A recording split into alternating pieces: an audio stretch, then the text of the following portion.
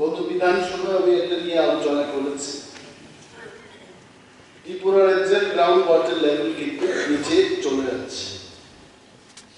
I have seen এই দপ্তরে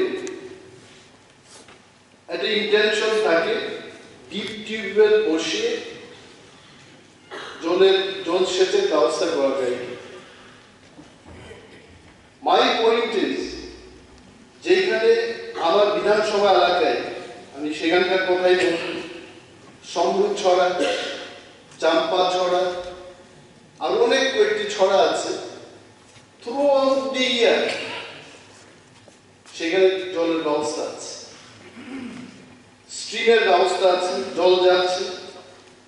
এইখানে গ্রাউন্ড ওয়াটার লেভেলকে ক্ষতি না করে যদি স্লুইস গেটের ব্যবস্থা করা যেত, অনেক কৃষিযোগ্য জমি সেখানে আমরা ধান চাষ করতে পারতাম।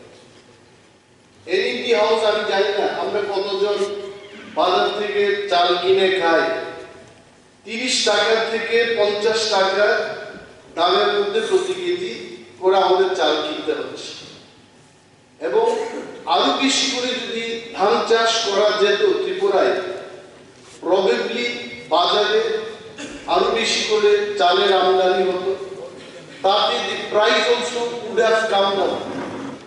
সেই লক্ষ্যে আমি সরকারের কাছে জানতে চাইব যে আগামী দিন ত্রিপুরা রাজ্যের যেখানে যেখানে ওয়াটার স্ট্রিম রয়েছে সেখানে সুইচ গেট স্থাপন করে কৃষিযোগ্য জমিতে জল সেচের ব্যবস্থা করা হবে কিনা, 1 নম্বর।